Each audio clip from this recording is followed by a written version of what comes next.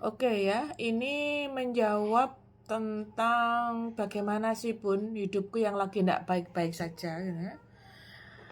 Gimana caranya supaya aku bisa menerima dengan baik gitu ya. Baik, Bun, materi saya selalu tentang praktek ya. Jadi bukan sekedar teori saja, tapi tentang praktek. Ya, kita ambil yang paling gampang dulu. Yang saya sampaikan di sini adalah kita praktek dulu. Seringkali kita itu salah konsep, ya. Orang berpikir kalau penghasilannya gede, ya, penghasilannya tinggi, maka itu berkah. Padahal belum tentu.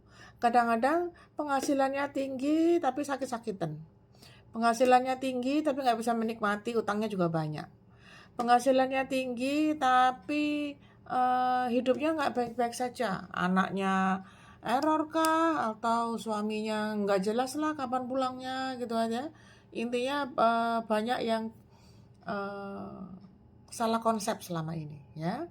Maka sekarang ini saya akan menyampaikan sebuah cara untuk supaya penghasilanmu tinggi tapi berkahnya juga dapat gitu. Supaya tidak ada lagi garis merah di sini. Ya. Baik. Yang pertama itu selama ini kita seringkali berdoa itu hanya untuk diri sendiri. Ya. Kita seringkali ya Rob, sehatkan badanku.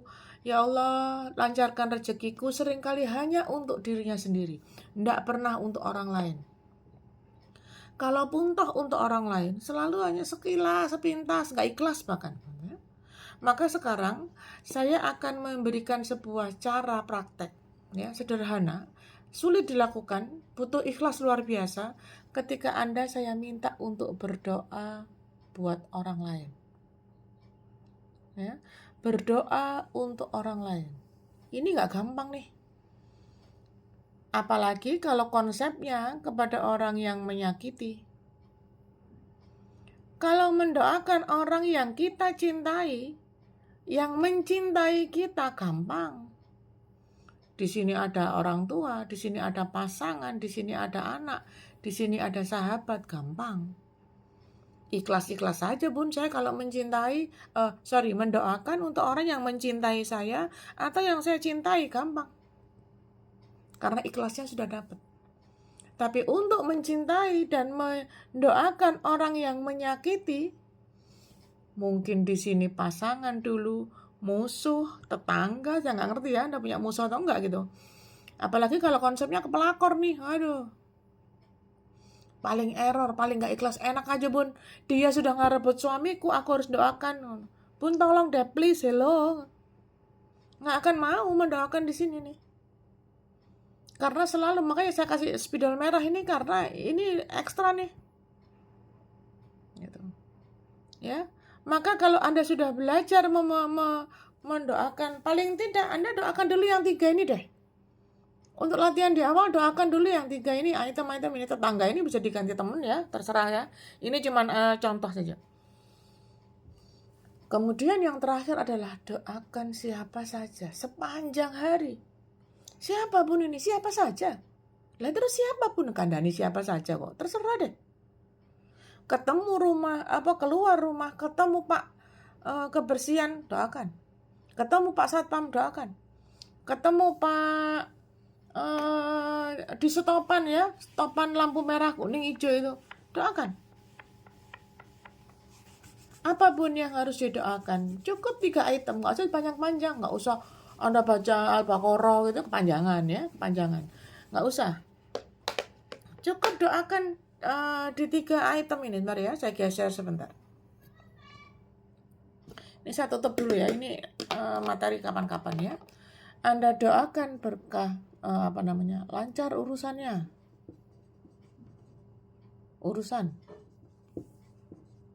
Kemudian luas rezekinya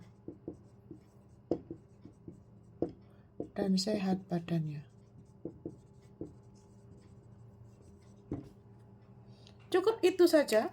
Doakan 3 item ini kepada orang yang Anda temui dimanapun Anda ketemu. Ini badannya kok jadi kayak mini mouse kayak.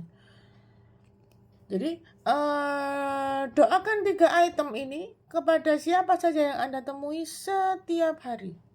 Maka ketika kita mendoakan siapa saja sepanjang hari, kita akan disibukkan dengan berbuat baik.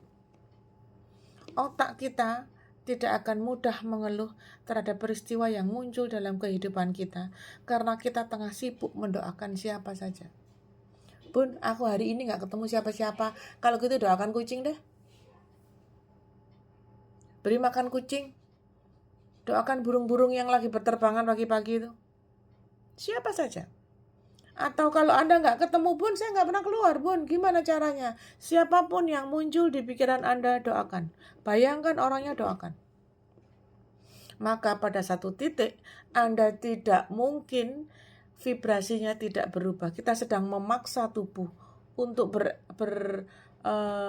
berpindah kepada energi yang positif karena sedang mendoakan orang lain. Ingat, hukum fisika SMP itu seperti VT-VT saya sebelumnya ya. Hukum energi itu kekal. Dia hanya berpindah. Ya, dia hanya berpindah. Dia tidak berubah. Maka kalau Anda sudah memiliki vibrasi yang positif karena mendoakan setiap orang yang Anda temui, Anda sedang dalam kondisi yang positif ini. Kalau Anda dalam kondisi yang positif, maka Anda tidak akan mudah untuk ngamper atau nyetrum gitu ya dari ke energi negatif yang muncul. Cukup kita berdoa di 2 item ini ketika sholat ya. Saya tidak ngerti kalau untuk yang non-muslim seperti apa ya. Tapi kalau untuk muslim saya tahunya kita cukup berdoa pada saat Fatihah dan iftirosh. Apa itu iftirosh? Pun duduk di antara 2 sujud. Cukup itu. Kalau duduk di antara 2 sujud saja tidak kau nikmati, Fatihah tidak engkau nikmati sebagai bentuk doa untuk dirimu sendiri. Habis sudah yang mau saya sampaikan. Karena konsep mendoakan diri sendiri ada di sini. Sementara konsep ini adalah konsep untuk Anda bermanfaat untuk banyak umat. Jadi nggak usah bergeser jadi Bu Ustadz, gitu. Nggak usah geser sekolah sulit-sulit jadi Bu Dokter, Pak Dokter, nggak usah kesulitan ya, sudah tuir, nggak mungkin masuk teori-teorinya itu. Maka jadilah yang bermanfaat karena sebaik-baik manusia hidup itu adalah yang bermanfaat. Untuk siapa? Kalau orang yang mencintai kita, kita bermanfaat. Untuk orang yang kita cintai atau yang mencintai kita, gampang pakai banget. Tapi bermanfaat untuk orang yang sudah menyakiti kita, apalagi bermanfaat untuk orang yang tidak kita kenal dan harus kita doakan, ini yang sulit nih. Ini butuh konsep ikhlas nih. Kalau di sini butuh latihan, kalau di sini butuh konsep ikhlas nih ketika mendoakan yang ini. Ingat, ternyata kata guru saya SMP dulu bahwa energi itu kekal, saya baru paham sekarang bahwa ternyata energi yang sudah kita sampaikan kepada orang lain itu akan ngamper yang sama karena energi itu sifatnya sama. Yang negatif akan narik negatif, yang positif akan ketemu yang positif. Jadi kalau sekarang Anda ketemu orang yang negatif, jangan-jangan Anda dulu sumbernya. Sumber negatifnya ada di Anda sendiri. Makanya ketemu orang-orang yang negatif. Sampai di sini bisa dipahami ya. Jadi, untuk menjadikan orang yang bermanfaat, cukuplah kita saja yang tahu manfaat apa yang sudah kita berikan, yang berkaitan dengan orang lain. Kalau di level ini masih terus terang ya, kalau masih di level-level ini malah level rendah nih. Karena masih kita mencintai, mendoakan, dan berbuat baik untuk orang yang kita cintai maupun yang mencintai kita.